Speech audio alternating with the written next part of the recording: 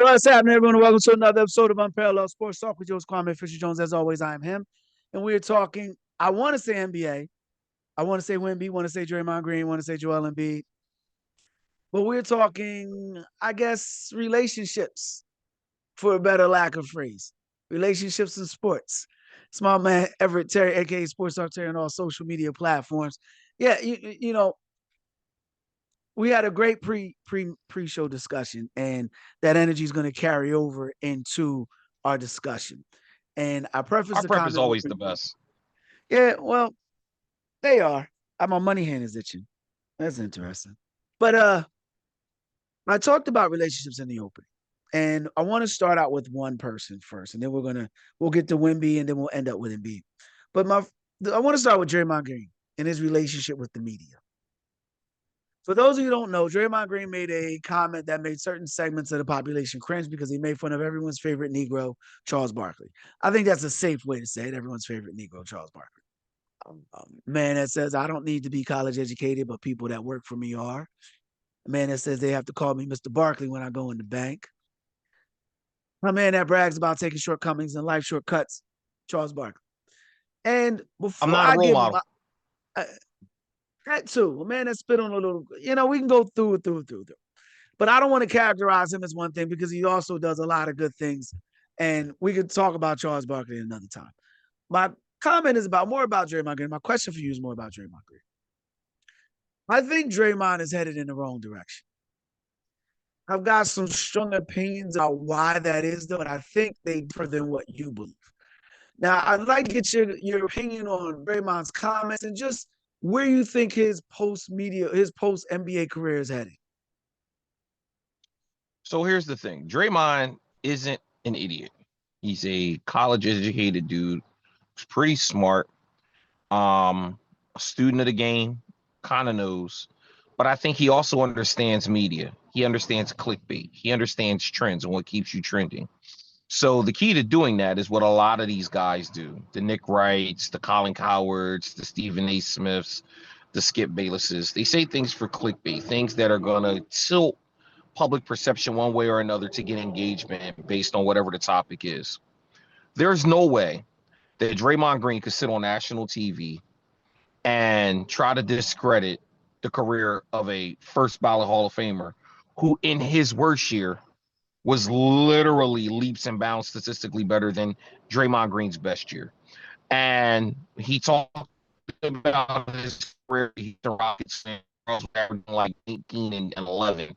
Like we talk, and the man averaged a double in his mid-30s. Draymond Green can't average double-digit points, let alone a double-double in rebounds, and is washed. And people think that he's only great because he acquired the perfect situation. I mean, Austin Rivers laid into him something greasy.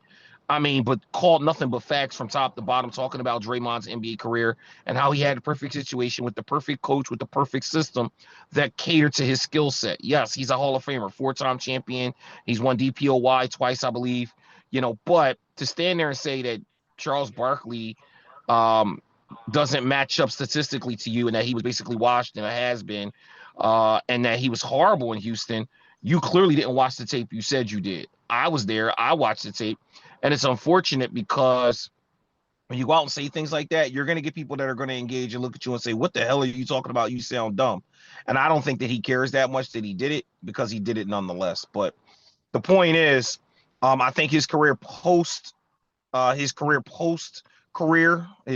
career will be just fine. I think somebody will hire him for the media. If not mainstream media, he'll definitely have his own podcast, and it'll be like All the Smoke and some of the other ones with the former athletes. It'll get a lot of traction. Club Shay Shay, you pick it. And then at some point, he might get into major national media. I don't see him on TNT because I don't see any scenario, unless Charles Barkley retires, where he would be on the same set with Shaq and Kenny with his basketball acumen and the things that he says. But he'll land somewhere. Well,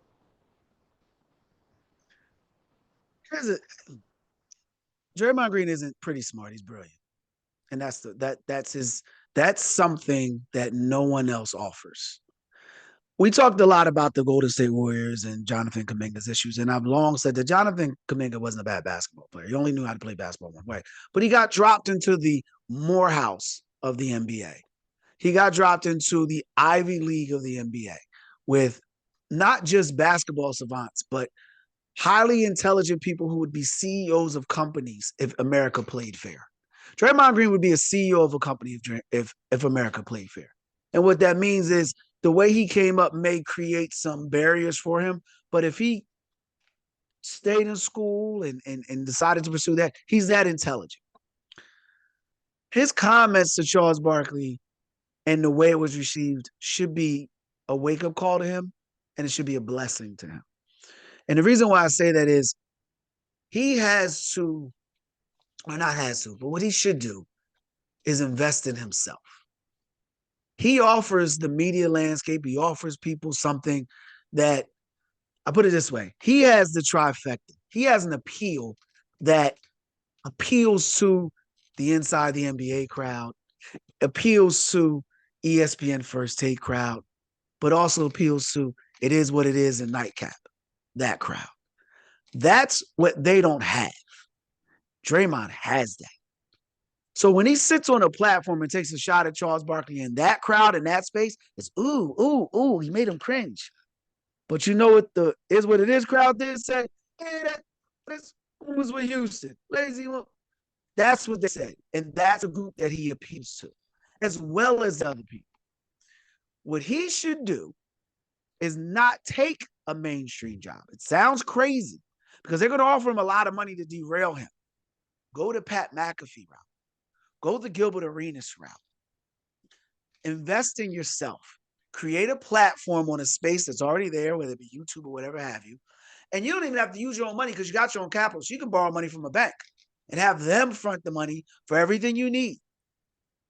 And put together his own daily show that's catered around his personality, his idiosyncrasies, and his brilliance. And I guarantee you in 3 years, he would not only be the most powerful voice in sports, he'd be the highest paid.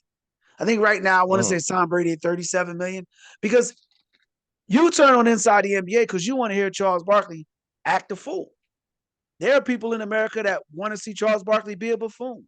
There are people that turn on their television to watch Shaq and Barkley go back and forth. People will turn on Draymond Green's show to hear him rip into somebody. People will turn on Draymond Green's show to hear him give insight that only a self-made, four-time NBA champion, Big Ten Player of the Year, highly decorated college player, highly decorated NBA player, and probably one of the more polarizing figures in life say what he's going to say unfiltered. When he says the goal is to not look like you in the Houston Rockets uniform, what he's really saying is the goal is to not just steal money in the end. The goal is to be competitive. The goal is to be relevant all the way to the end of your career. That's what he's saying. Not, you were fat and ugly. But the problem is with something like that, that audience, because you're taking a shot at their man, that's how they say it. So create your own lane. Gilbert Arenas has a great thing going on in Gil's Arenas. He's 10 times better than Gil because he reaches a different demographic as well as the same demographic. Draymond can go into households that most people can't go into. They were the households that Stephen A. used to be able to go to, can't even get into no more. So I hope, because I'm not so much a fan of Draymond, no disrespect, no trying to diss him, but I'm more a fan of people creating spaces. That's why I was a fan of Jason Whitlock. Not because of what he said, not because of what he did, but because when they took Jason Whitlock off the TV, who did they replace him with? Another former black athlete. And there ain't been a black man on Fox Sports with his own show since then that ain't told a ball. So that's because why. that's Yeah, but Whitlock, the only point I'm reason. trying to make is But Whitlock's an absolute idiot. yeah, he is. And I'm not taking away from that. But my point is, I appreciate the fact that we don't have to be monolithic. But in that space, we have to be. So when guys like Draymond come in and don't need to play the first of all, or trip over Christmas tree roles and can still garner a monster fan base, it creates lanes for other people. I think he would be different than Up in All the Smoke because he wouldn't be out in the projects talking about I'm everywhere, you ain't never there, 40 or 50 years old. I think it would be different than in Up All the Smoke because he's in a married relationship taking care of his kids. Listen, man, Draymond Green do a lot of things. He just believes in himself and invests in himself. And I hope the backlash he got from that comment leads him a different route because I don't want to see him on ESPN. I want to see him on his own platform, making money, hand over fist. And now everybody's walking around trying to find the I agree next. about that on platform. I think that's the way for him to go. Yeah, I want to see people talking about they want the next Draymond Green. Because the one thing you never say about Draymond Green is he ain't never, for no reason, he's never been a character. He is his same unapologetic self, and he's fresh out of apologies. And as a colored man who is his own unapologetic self and fresh out of apologies, I root for that. All right, now, real quick, Wemby, elbow, go. I didn't think it was a big deal. They were tussling for the ball. Wemby hit him. I thought it was a huge deal. All right. Didn't he get an Well, elbow earlier in the game, though? Didn't they elbow Wemby earlier in the game? probably did. I mean, it could have just been him lashing back, and he Almost didn't certain. mean to intentionally try to hurt anybody. But No, he did. He meant that. I'm almost certain McDaniels looking up. I loved it because you know why I loved it? Look, we're up 2-1. I'll take the L. I'll take I'll take the ejection because I want you to understand that we're not doing this. We're not doing this. You push, I punch. You punch, I elbow. You stab, I shoot. I'm wow, willing to go there. I'm willing to go there because I'm not built like that. You're gonna take your shot. I'm gonna take two more. I love the fact he cocked, loaded, and let it go. And they lost the game. 2-2. Yeah, you can go ahead and say your pause, whatever. I'm too grown for pause. But I love the fact that he did that. And you know what Minnesota's thinking right now? They're worried about that elbow. And you know what Wemby's thinking right now? I'm finna get these boys 40 tonight. You know what the Spurs are thinking right now? Yeah. you know what Minnesota, you know what Minnesota's thinking. Um, we were in a game against their backups that we should have blown them out with their best player off the floor, and yet the game was competitive to the end. Yeah, they won, but they had to work and sweat that thing all the way out. There was no, oh, we're up 25 because Wimby's out, we're just going to coast the victory. The Spurs have scoring at every level, and they have so many guys that can put the ball in the hoop and defend. Newsflash, They're ET, the Spurs are pretty damn good. The Spurs are but pretty damn good. we've agreed about this since January. This isn't new news. It's just when your best player can get ejected and you still find a way to stay competitive in a game, that says a lot. I mean, the Lakers have been without Luka and they got gentlemen swept. Okay, I'm well, not even gentlemen, just straight old school dirty swept, just like the Sixers. But the point I'm making is, it doesn't really matter which way you go. When you lose your best player, you typically aren't going to do well. I agree. I think the mindset changed though. I think this is where Minnesota realized that we can't be more physical than him. Like, no, it's something about the skinny dude, the lighting the cakes dude, that's standing in the middle, throwing blows and haymakers. It's kind of like T.I. It's like, dude, you're like 5'7", 89 pounds soaking wet, but you ready to get it in? I got you. I'm rocking with you. I'm rocking with you. And that's the difference, man. Look, Wemby ain't gonna win. You know, he probably should keep his shirt on at the pool. But the fact that he's willing to take it off and roll out like that, man, I just, it's a level of respect and it's a toughness. People always refer to 80s basketball. I would say the 80s, they were tougher than 80s. They were tough. Everybody was harder than 80s. The difference in 80s basketball was it was more noticeable when you flopped. That was the difference. The guy that took charges, the guy that retreated, the guys that backed down, they didn't win any awards for that. You didn't get any, you know what I mean? You had to play through things. Nowadays, guys take rest to avoid things. You know what I mean? It's a league full of guys that go get players or go get the guy instead of being the guys that people go get. That's the difference. And That makes sense. Wemby showed at that moment, Nas Reed right now, still can't swallow. And I got a lot of pause comments, unfortunately. But right now, Nas Reed is feeling, I wanted to say it's feeling pain in his throat, but I went with Kansas. There's no way I can see, there's nothing I can do right now. All this is going to kill me. But right now, Nas Reed knows what's really good. Now he knows what's really good. And I'm willing to bet 10 to get you 20 that Wemby gives a monster game tonight. And the Spurs essentially shut the door in this series.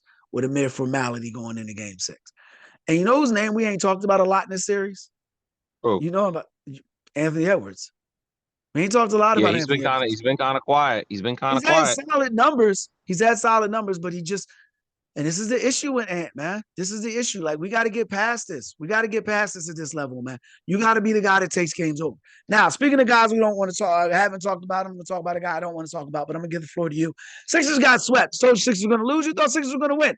Sixers got swept. Told you Sixers were pretty much a bad team. Had no reason to beat Boston, but you said Sixers were going to win. Sixers got swept. Before we congratulate the Knicks, because I got a lot of Knicks fans that hit me up. Congratulations, you beat the yellow short little bus crowd. What's next for Joel Embiid? Because I'm hearing a lot of we don't want Embiids anymore right now. He's out of here, man.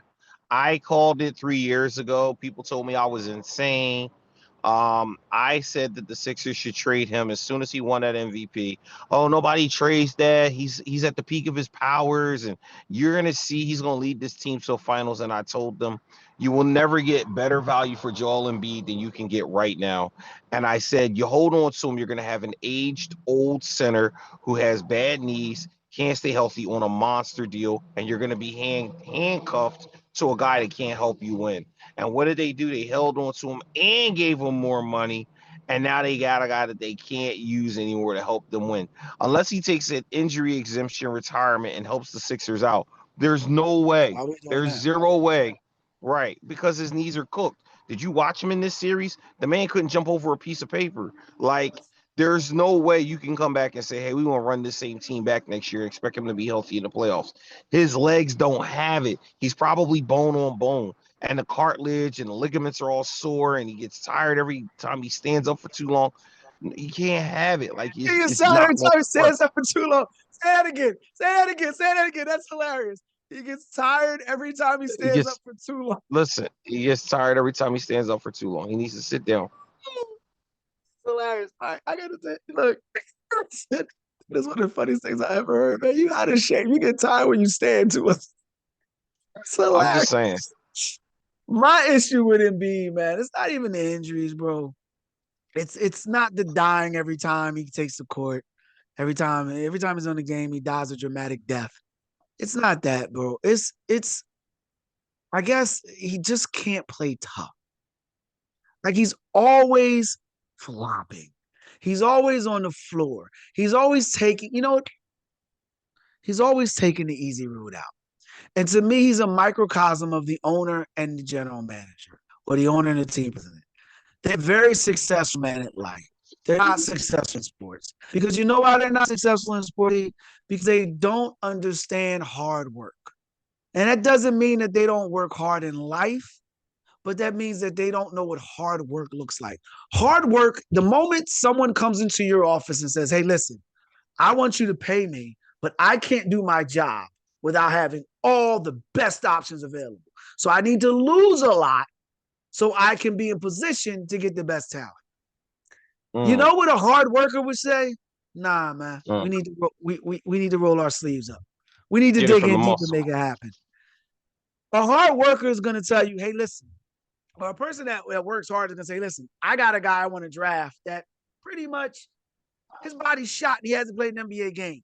But what he'll do is he'll give appreciation to the fan base and get everyone galvanized to go. We'll sell tickets. And eventually, by the time his body wears down, we'll already be one of the highest rated or most valuable franchises in sports. That's what Josh Harris has done. So until you get rid of Josh Harris, it doesn't matter if Joel Embiid is on the court because you're going to have another Embiid. So you get rid of Josh Harris, it doesn't matter if Daryl Morey is on it because you go from Sam Hinkie to Daryl Morey because Josh Harris is the only guy who's going to hire those guys. And with that, that's it Mm. for this episode of Unparalleled Sports Talk. If you like the podcast, make sure you share, comment, subscribe, whatever your podcast platform allows you to do. He is Sleepy Everett Terry Jr. I'm Kwame Fisher Jones. Until next week, we appreciate your time here. You be easy.